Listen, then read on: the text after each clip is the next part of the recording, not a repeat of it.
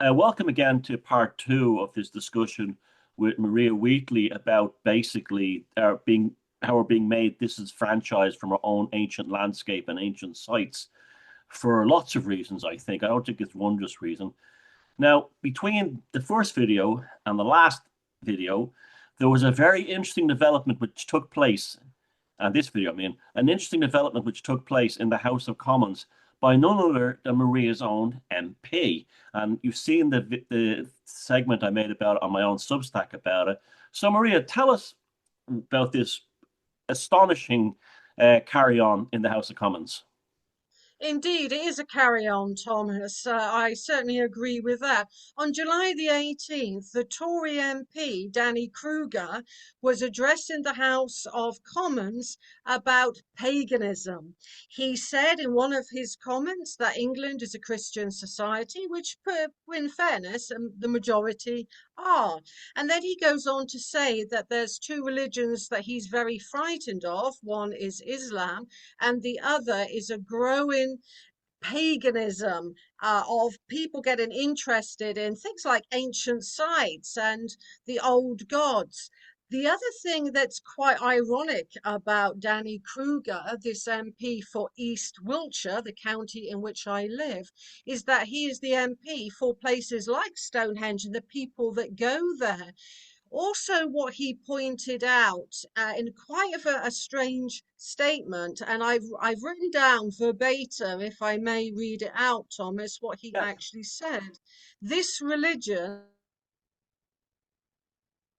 meaning paganism, this religion, unlike Islam, must be destroyed as a public doctrine, must be banished from schools, from public life, from universities, from businesses and public services. He's saying that this, religion should be banned.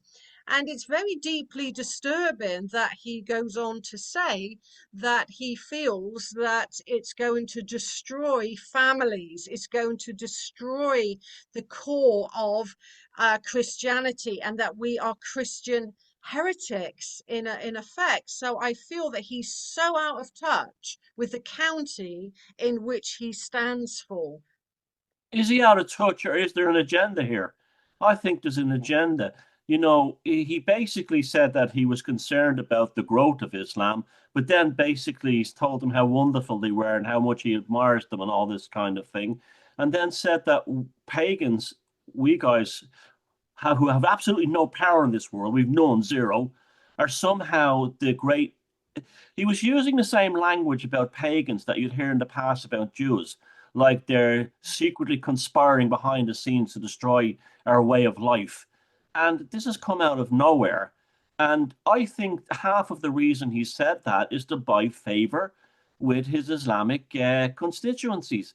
I think he said he kind of gave them a bait and switch. He said, gave them one, you guys, there's a lot of you happening now, and I do get a little bit concerned about it. But B, hey, listen, we have a bigger enemy, these pagans, and that's how I read that. I read that it was like, we're going to be the scapegoats for this. And considering the stuff that's in terms of ancient sites, what Stonehenge and Avebury is in his constituency, right? Yes. Uh, the amount of money that these people that he hates and wants to remove from public life bring into his revenue base inside that county. It's like why would he attack the bite the hand that feeds him unless there's a bigger, darker agenda? And I think Mm. there is. I think these I think there's a cushy relationship developing. Now, this is me purely being my hat foil, tinfoil hat thing. There's a cushy relationship happening between the Abrahamic religions of the Church of England and Islam. And they're bonding together to sort. You see how woke the Church of England has become. You hear bishops in the Church of England saying Allah is central to the Church of England and all this nonsense. It's purely pandering to build up, numbers to try and keep themselves relevant. But they needed a common enemy, I think. And both, all the Abrahamic religions, but especially Christianity and Islam, have a vested interest in keeping the ancient history of our countries and the world hidden because it doesn't tie in with their version of history. And this has been going on for hundreds of years, and it's going on today, not just in the Christian world, it's going on in the Islamic world. I often wonder if half the reasons they're not taking those, we don't get to see the inside of those pyramids, those they don't drill those holes, is because they don't want to undermine, you know, the Islamic story of history. Mm. Yeah, it's very interesting. I agree. There is always a hidden agenda, the undercurrents that are going on, and that's where you come in. And I think you do a great job in being a voice for that. But one intriguing thing that he did say with quite passion, actually, is the fact, and this is again verbatim, the fact is the strong gods are back. Yes. That's what he said as Yeah. well. And that really intrigued me. And he said after that, again, verbatim, a storm is coming. We have to choose which faith to worship. So he's predicting that a storm is coming against these religions, which are Islam, Christianity, and paganism. I mean, if that's not inciting hatred that we're all supposed to not do and not say, that is inciting hatred Yeah. against a particular minority, because paganism, you could say, in this country is a minority compared to Islam and to Christianity. I find astonishing. Well, because paganism, which is a good thing in many ways, doesn't have an established, never had an established format. You know, pagans are basically bespoke to the region of the world they're in, whether it be Africa or Europe or North America. They're not a centralized, sort of like codified people of the books, as they call them, of the the Abrahamic world. We're very loose, and it's a loose association, and we don't have rule books. In fact, that's one of the most beautiful things about it. Mm. There are no rule books, and also you'd be very hard pressed to find a religious war in Europe between different versions of paganism in the past. It was like they didn't care what other such like the Romans didn't care what the Celtic world or the Germanic world were into, or the once you just behaved yourself, it didn't start any trouble. Your religion was your own business. Now paganism that wasn't until Rome converted to Christianity that it all changed. But yeah, there's there's not a good record of antiquities being protected by the Abrahamic religions. I mean, you only have to look. I mean, look what's going on in Islam at the moment. They've buried Göbekli Tepe. They buried it. Yeah, the Turkish Air Force a few years ago was using a Hittite temple for practice, firing missiles at it. And this was not Mm.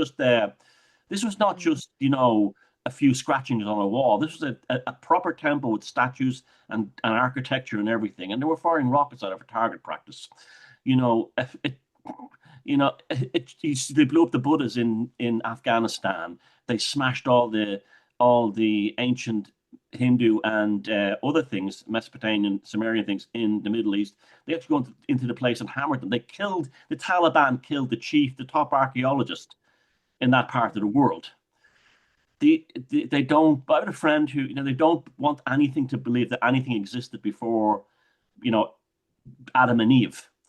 And the Christians have a history of that, particularly, the Presbyterians had the stone killers in Scotland who used to, and you saw so many of the stones in Maybury are damaged from them Puritans pouring acid and dynamite and everything over them to try, they believed they were devils.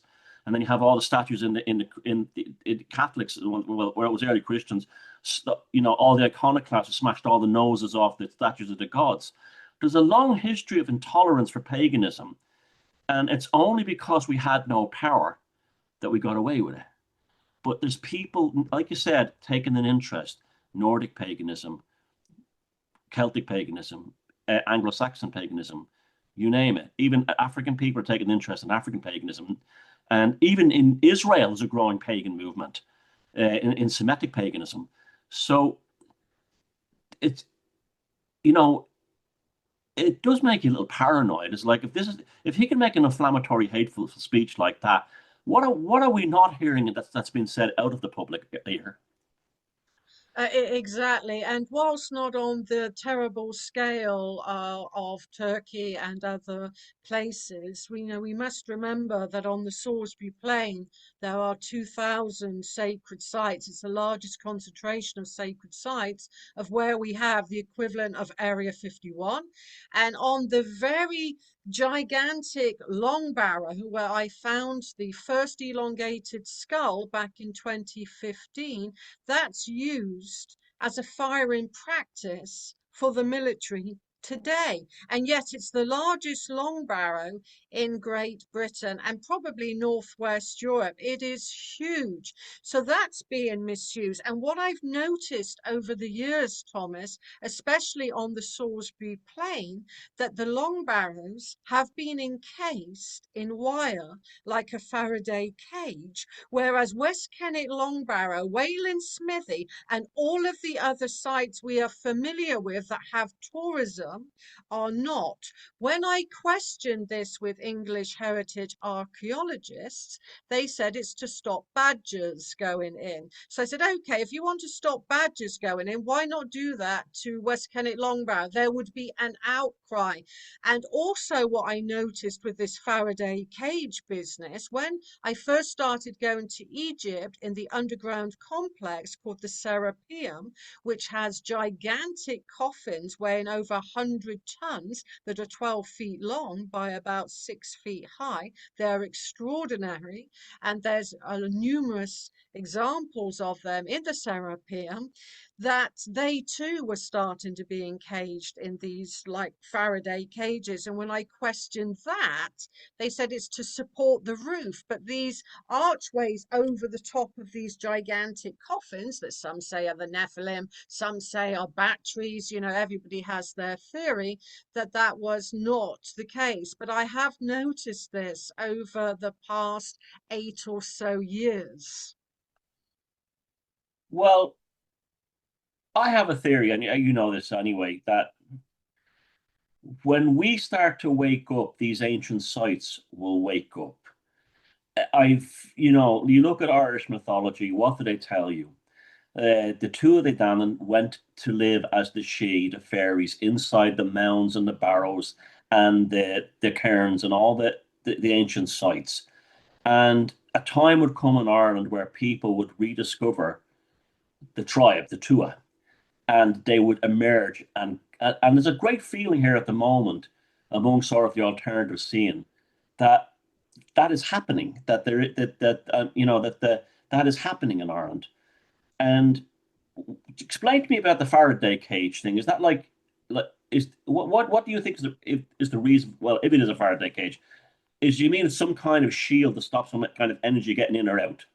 Yeah, I mean, it was noticed by a dowser, a professional dowser actually, in the 1970s, that did a lot of research into agriculture and how agriculture was affected by different types of earth energies like ley lines. He was a Cambridge University teacher and he comes with great credentials. He was a zoologist and a biologist. So he got into dowsing and he got into looking at ways to improve agriculture, of which I mention in my latest book. But what he also noticed was if you put a certain amount of metal weighing a certain amount, so you can't use thin metal, you use thick gauze metal, then he said the energies were being dissipated and to a certain regard being stopped. I mean, they're still being released.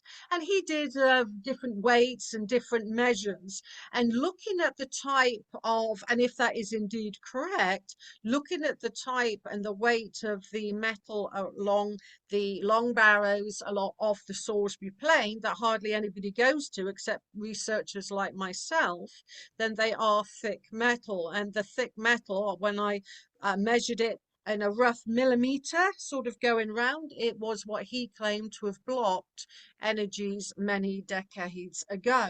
So I do think something is going along those lines. I don't think it's because of badgers. I say I don't think it's because of badgers because I've been interacting with these sites for 15 years. And have I seen a badger?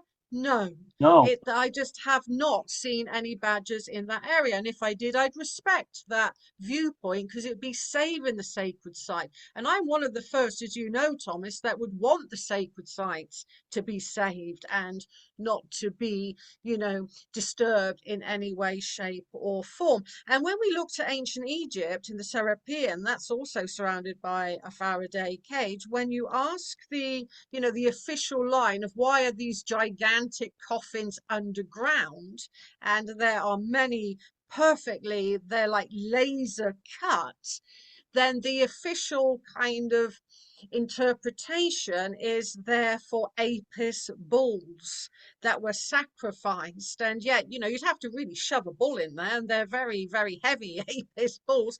I mean, again, they're given one interpretation and say, look this way, when I think they are actively being used by particular societies today. Oh, I do believe that too. Well, they kind of been busted in the past in places like the Rollright Stones when they murdered that guy back in the day after he stumbled upon one of their rituals. So yeah, we all have a feeling that, well, we know that's been going on. We hear stories and stuff like that. But it's almost like, and back to that whole thing, are they waking up? Is all this interest in ancient sites everywhere, not just in Ireland, but like for Joe Rogan and everyone else, is this creating a charge that the Abrahamics can't hold down anymore? And it's unleashing something. It's almost like we're sounding like we're starting to talk like a Nigel Neal or a Colin Wilson dystopian sci-fi movie. Like there's something in the stones, and there's the people have discovered that the government want to shut it down, and this kind of thing. Quatermass or something like that. It definitely has that vibe to it. Now we don't know. We're speculating, but we decided that we were not going to be defeated by this. So what can we do to circumvent their dastardly plans or whatever? Oh yeah, what we can do. I mean, the main thing is to, with love and respect, to go to ancient sites while we can, with the freedom within our hearts, and experience what we need to experience there. My experience will be different to your experience at a sacred site. What I tend to do is I go there with a spiritual intent. I ask the guardians, the spirit of place, and the ancestors for permission. That may not be everybody's cup of tea, but it's mine. And then I try to tune in to the land and ask the land, what it wants of me, and to try and form, in a way, a friendship and a relationship with the power of place. Then once I think you gain the trust and the understanding of the power of place, it communicates back. And that's where there is a great awakening. And that's what happened to me personally with the ancestors when I discovered the elongated skulled people. It was like a relationship where you have to have that trust, you have to have that integrity to really form a bond. And that bond, once it's formed, cannot be broken. So I think it's about experiencing the landscape, the site, and feeling its energies and its place, or whatever it gives to a person, which, well, like I said, will be different from one person to the next. But it's about going out, and not just going out in the sunshine and being what we call a fair weather druid, but going out in the different seasons, at the different times of the day, the different times of the year, and to feel how it changes with the seasons, because it's like a living being in a way that does really change over the passage of a year or the passage of a month. Okay, yeah, I agree with that totally and completely. Now, while the big, well-known megaliths, we can't really take ownership of them because they're lots of them locked up at night and things like that. But I would say to people, if you have an ancient site, whether it's a holy well, a standing stone, a round tower, a barrow, anything, make it become the steward of that, become the guardian of that. Doesn't matter who owns it, but you become the spiritual and cultural guardian of that. And then you will, if you have if you're a family and you have a couple of kids, make the family the guardians of this. Is there a standing stone near where you live, or a dolmen or something? Make the family and the kids and get them all involved in it. You know, get them all involved and say, this is ours. This is our family, Dolman, Longbarrow, you know, whatever, Cairn. And this is ours. And we will look after it. And we have to take care of this for the future. And you can quite that could, for children that could be created as a very magical experience for them. Say we're making a Mm. home for the fairies, this kind of thing. Also, and also been starting to advocate the idea of, and it ties them exactly the same thing. In the pagan world, where they had groves, where a grove was set aside for an ancient goddess or a god, Pan, Diana, Herne, in more recent times. If you have a piece of woodland or a piece of land that you own, or even a segment of your garden, let it grow wild and allow it to become feral in a spiritual sense. Treat it as a grove. And if everyone could do that, treat a little piece of land, even as an area of the back garden where they don't plant alien plants, just let the grass grow wild and they'll put wildflowers in there. And it's a grove, it's a sacred spot. It's not for you. You're looking after it so someone or something else can live in it. Whether it's the fairies, whether it's the she, whether it's an ancient god might want to use it. Pan. And the same with holy wells, and the same with I think that is a great idea. I think that's what we should do is take a personal stake in this, not just say, oh, you know, there's a lovely old, you know, court cairn up on the mountain there.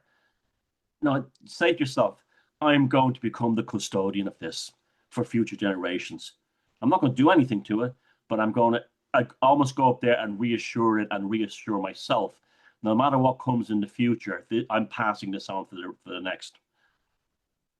Mm. Absolutely beautiful. I mean, I totally agree with that. And it's also very empowering. I felt a kind of sense that if I did that, it'd be quite an empowering thing to do and a very gentle thing at the same time as well, by not changing place. Because quite a few people, you know, think it's natural to change things.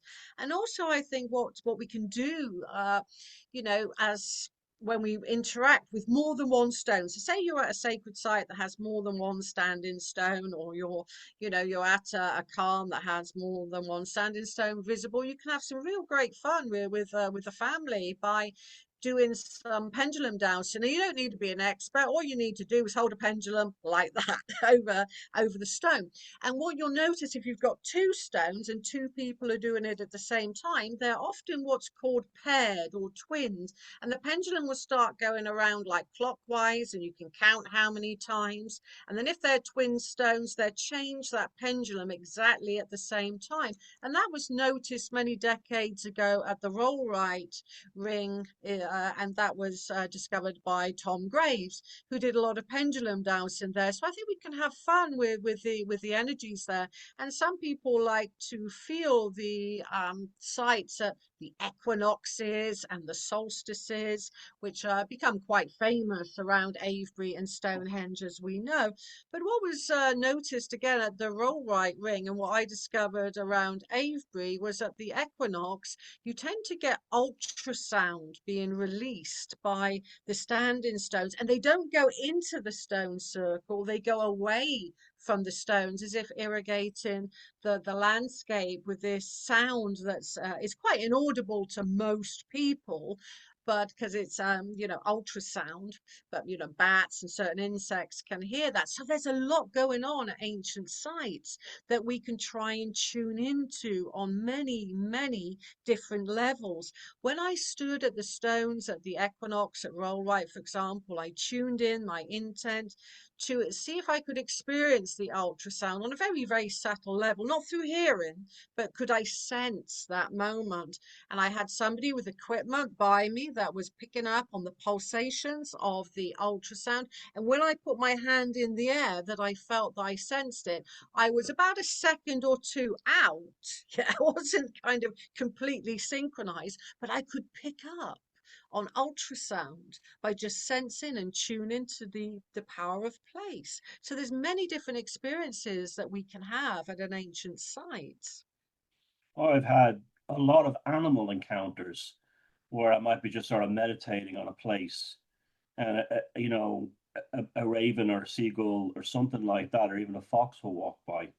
You know, there's almost like you're opening the doors of perception into a more natural way of communicating with the world, a more sort of like feral way of communicating with the world. Like, do you remember in 2012, the ravens returned to Stonehenge after being missing for hundreds of years? I often remember, I remember thinking that was very significant at the time that the ravens had returned to Stonehenge. And it was about the time that the real modern interest in this stuff started taking off. And uh, that you will find you have remarkable experiences like that. Suddenly, you might be thinking of a white horse, and a white horse will appear out of nowhere, coming down the road, the pathway or something. And it's so healthy. There's nothing negative about it. And even if you're a Christian, you could still do this. You don't have to say you're worshiping Pan or anything. It's just say you have a love for humanity and a love for our ancient history and our ancient people. You can still enjoy that experience, without having to, change religions or anything like that. And I know we know in the early days of Christianity, that's exactly what was going on on these islands. There was a kind of a hybrid paganism Christianity that lasted for a while. Sadly, we don't know a lot about it, but we do know it existed, and that's because the records were scrubbed. In fact, I'm very much into Christians almost going back to that folk Christianity thing, where they kind of bring more holy wells are a great place to bring Christians and pagans together because we both share them. They share those kinds of places, sacred wells. Yeah, I totally agree with you. We've got to stop. We've got to stop being touristy about them.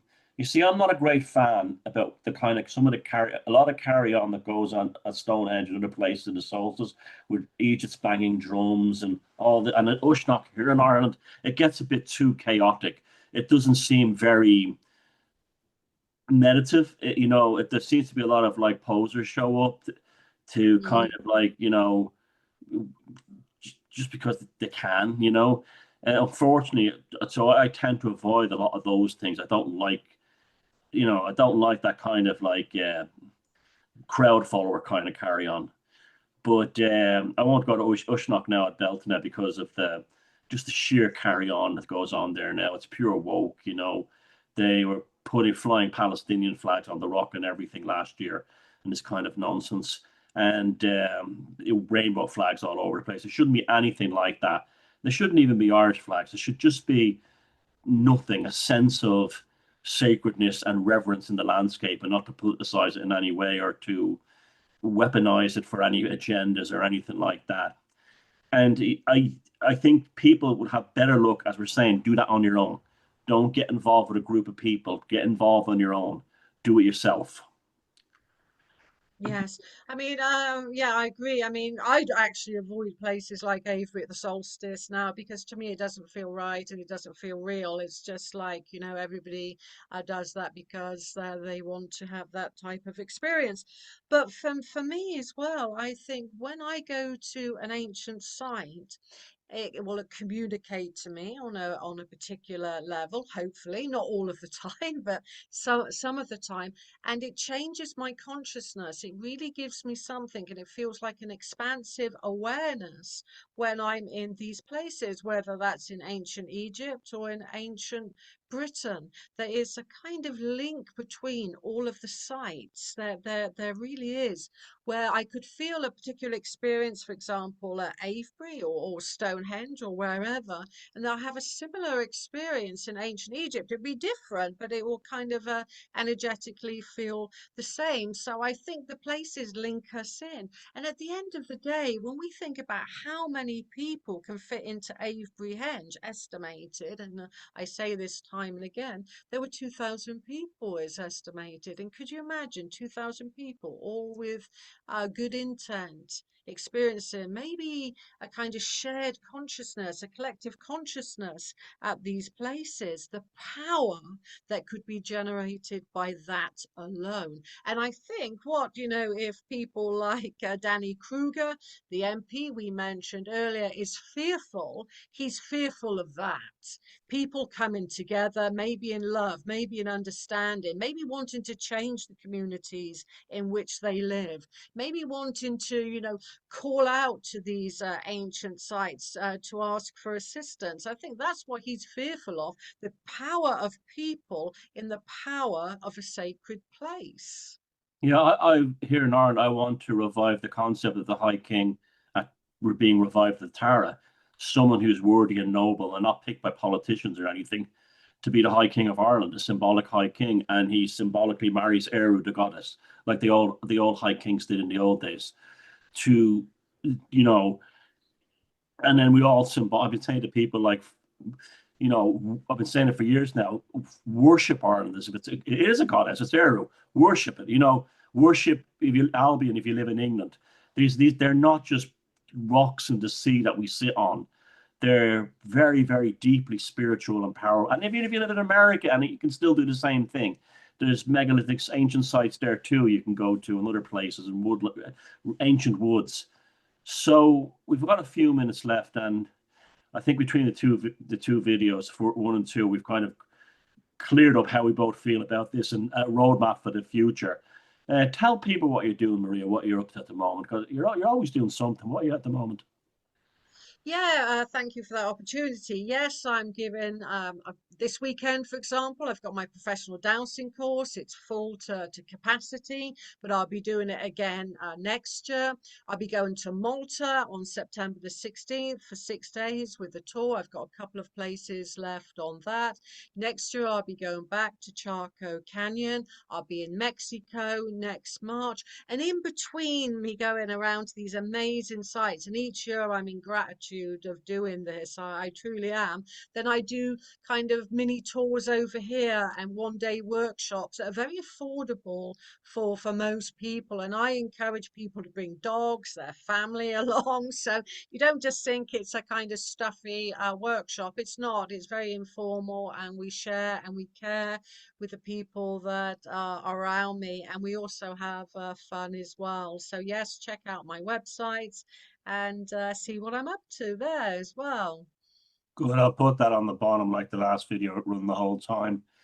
I, for anyone who doesn't know, I will be speaking at the Misha Era Festival in Drumshambo in County Leitrim, an incredibly beautiful village in a beautiful part of Ireland. A 1 day festival that will run from 2 in the afternoon to 11 at night. No kids allowed. It's adults only because there's a bar license there, I think. And it will be food. It'll be celebrating traditional Irish, everything from Breton laws to culture to spirituality to music to song, dance, food, drink. It'll be like the old days of the old Gaelic League. It'll be like a Cayley and a kind of a council meet together at the same time. So that's the 23rd of August. If any of you are in Ireland, it's easy to get to from either from the UK too, because it's the same distance from the ferry terminals in Belfast and Dublin. So if you're coming from the UK, you can come. The tickets are available. I'll put the link down in the comments. And so I hope to see many of you there. So, Maria, thanks very much for that. We'll have to do more of these kinds of things. And when you get back from places like Mexico and stuff, I want to talk to you. In fact, I want to tap your brain more. I haven't done enough of that on video, so that I want to. But yeah, you've got so much experience and so much travel that you've done that it really needs it really needs to be pushed out there. And I want to know anyway for my personal self.